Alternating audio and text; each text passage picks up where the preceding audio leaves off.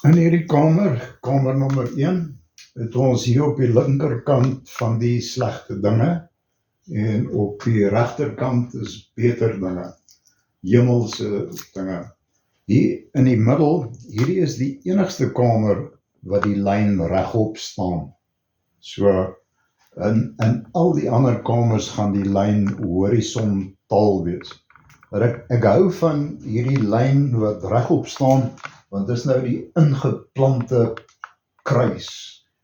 Dis nou die draagbalk van die kruis. Hierdie grot preek die kruis en die bloed van Jesus Christus. So, ek gaan maar begin met goeie dinge. Hier op die regterkant kan jy sien is 'n engel se kop. Daar is sy vlerk en hier sy swaard. En hierdie is 'n beskermengel. Alle mense wat hulle harte vir die Here gelowig is, het engele. Jy het 'n engel, dit weet ons uit die Bybel. En as daar probleme is, dan sal daar meer engele wees. Die alprobleem met 'n engel is, hulle reageer net as jy sê wat God sê. Dit staan in Psalm 103. The angels of the Lord hearken to the voice of God's word. Die woord van God is basies dood, maar as iemand dit sê, as jy sê wat God sê, dan beweeg engele onmiddellik. So, as jou denke hier in die negatiewe kant is, as jou denke vleeslik is, dan is jou engel gebind. Ek weet, dit klink onregverdig, maar dit is hoe dit werk. As jy nie glo in God nie, as jy nie vertrou op God met jou hele hart nie, dan sal 'n engel niks vir jou doen. So, hier is 'n ander engel, wat sy trompet blaas in Sion. Ek weet, daar is so baie mense wat praat oor Sion. Kyk, jy is Sion. Is jy 'n wedergebore kind van God? Jy is Sion. Toe Christus op die kruis gehang het, het die voorhangsel geskeur. Jy's nou die allerheilige plek van God. Jy's die tempel van God. Jy's die woning van God. Ek wens daai trompet wil vandag 'n bietjie blaas in jou hart, dat jy onthou wie jy is. God lewe binne in jou. Die hemel lewe binne in jou. So, ons gaan nou net 'n bietjie praat oor negatiewe dinge. Ek gaan net 2 negatiewe dinge bespreek. Op hierdie kant is die gees van gierigheid. Hier kan jy sien die so tande, en hier is sy swaard. Hy sal doodmaak vir geld. Hierdie daai seentjie het sy hart vir Jesus gegee. En daar by die speelgrond, toe al die kinders weg is, toe lê daar 'n horlosie wat hy nog altyd wou gehad het. En hy gaan toe en hy sit daai horlosie op sy arm, maar die volgende oomblik toe gaan daar alarms af in sy kop, en daar is so 'n snaakse reuk. Dis sy gewete wat skroei, dis die klein stemmetjie wat sê, dis diefstal. Hy sê, "Hey, Kona, find those keepers, hierdie is myne." En van daai dag af kan God nie vir hom sorg nie. Hy bewaak nie sy hart nie. Hy werk net vir geld. En eendag toe al sy banke vol geld is, toe gaan hy dood. So 'n treurige lewe net vir geld. Kyk, as jou hart rein is, as jou gewete skoon is, sal God in elk geval sorg. So, dis die minste wat 'n vader doen vir sy kind. So, op hierdie kant is 'n skinnerbek, hierdie goggaatjie hier. So, jy het nou al gelees, daar's bose geeste in die lug, en dit, mense dink dit is fisies. Maar jy weet, dit laat 'n mens ongemaklik voel, want daar is nou goed in die hemel, of in die lug, wat in jou inspring, maar jy moet asseblief verstaan, die Bybel is 'n geestelike boek. Dit gebruik fisiese ding om 'n geestelike ding te verduidelik. Die Bybel sê ons is soos bome Ons is soos berge, ons vergelyk met die see, ons vergelyk met die lug. So, as die Bybel sê daar is bose geeste in die lug, dan sê nou maar daar's 'n probleem met ons. Ek het 'n probleem, of 'n groepie mense het 'n probleem met my. Ekskuus. En ek gaan na hulle toe en ek vra hulle, kan ons asseblief die lug skoonmaak? En as ons dit doen, dan vergewe ons mekaar, en dan kom maar Christus in ons lig. Dis nie die wegraping nie, dis net ons vergewe mekaar, en dan is ons weer 'n oop hemel. So, as daar nou 'n hoogmoedige persoon hier in die kamer kom en hy staan daar teen die muur, dan sal 'n Engelsman sê, he has an air of pride. So, mense praat so. So, ons kyk na mense, dan besef ons wat lig is aan hulle.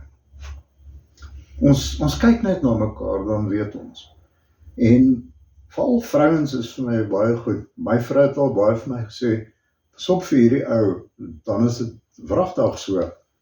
Ek moet miskien nog so 'n bietjie werk saam met hom, voordat ek agterkom is snaakse ou, maar tot kinders weet watter geeste is in mense. Ons het nie 'n priester nodig om te weet watter geeste is in mense nie. Alle mense weet.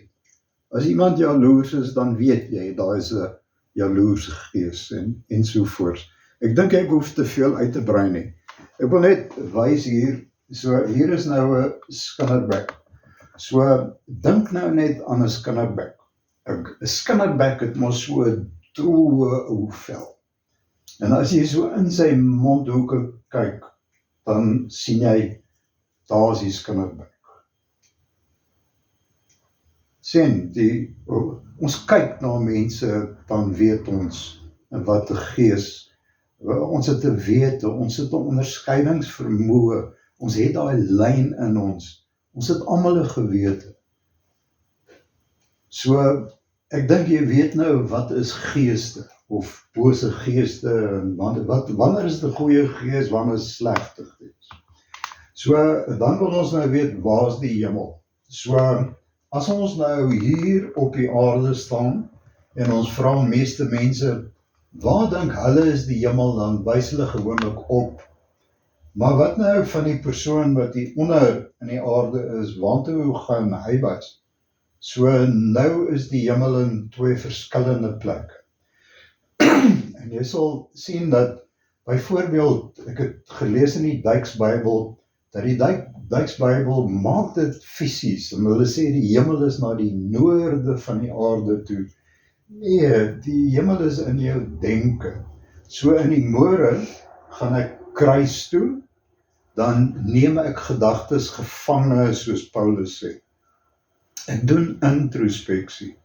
Ek gaan kruis toe, ek gebruik nagmaal. Ek besluit, watter van hierdie dinge het nou weer hier gekom? En ek deel daarmee by die kruis. En dan gebruik ek nagmaal, drink die bloed van Jesus, nou is my sonde mee gedeel, my hart is nou rein. Nou verwag ek dat hierdie engele moet nou kom, ons gaan nou vandag werk. Maar jy weet, daar's slegte regering, en daar's potgate, en voor ek my kom kry, is hierdie denke alweer terug in my kop. So, daar staan iemand voor jou, wat 'n hemelse gedagtewêreld kan hê, of 'n helse gedagtewêreld. En dit klink miskien maklik, maar is baie moeilik om dit te doen. Baie dissipline nodig, en 'n mens moet dit dagliks doen, en veral in die môre. Die Bybel sê, joy comes in the morning.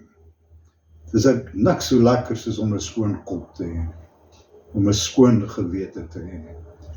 So, ek dink dat hierdie kamer beskryf ook die 2 bome van die tuin van Eden. So, hier is nou die goeie boom, die boom van die lewe, en hierdie kant is die verkeerde boom. So, dis nou die vrug van die gees of die werke van die vlees. Dis nou links en die boom van die lewe. So, God skape toe vir Adam hier by die boom van die lewe. Hy sê toe Adam, ek is baie lief vir jou, ek soek 'n vriend. Hy sê maar, ek gaan eerlik met jou wees, daar's 'n ander boom. Ek wil nie hê jy moet daar eet nie. Dis nie 'n appel nie. Dis die vrug van die vlees. So hy moes nie die onderdenke ding doen nie. Dit was natuurlik hoogmoed, as 'n mens verkies om uit jou eie self te lewe.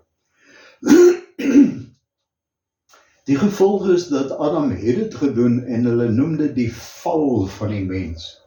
En so ou Ron was daar diep gebore, diep in die sonde. Toe ek 2 weke oud was, toe manipuleer ek al my ouers met my meer en my ongeduld.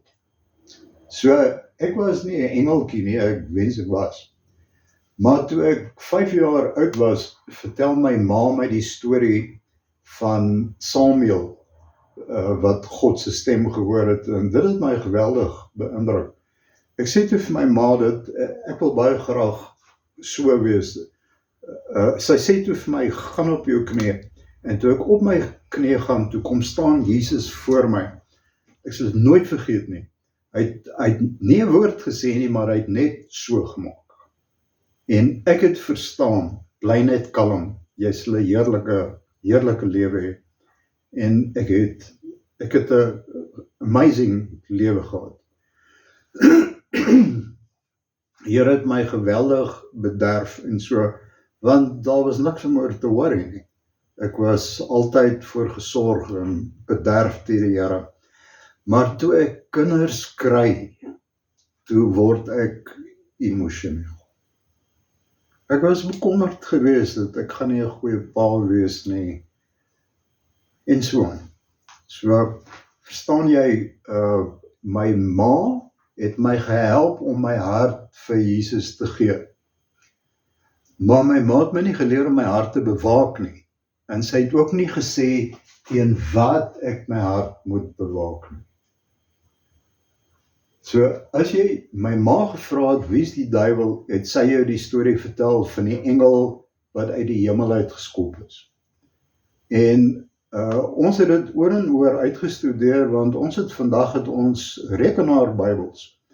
En dit staan nie eers in die Bybel, daai dinge wat hulle ons leer nie. Jy kan gerus dit net self gaan lees. Ek dink die probleem is, mense lees nie die hele hoofstuk nie. Hulle vat maar net een skriftuurplaasie, gaan lees nou Jesaja 14:13, maar lees die hele hoofstuk in die Amplified Bible, en dan lees jy die hoofstuk, dan sal jy sien, dis nie die duiwel nie, dis die koning van Babel, en dan lees jy die voetnote, lees die Bybel.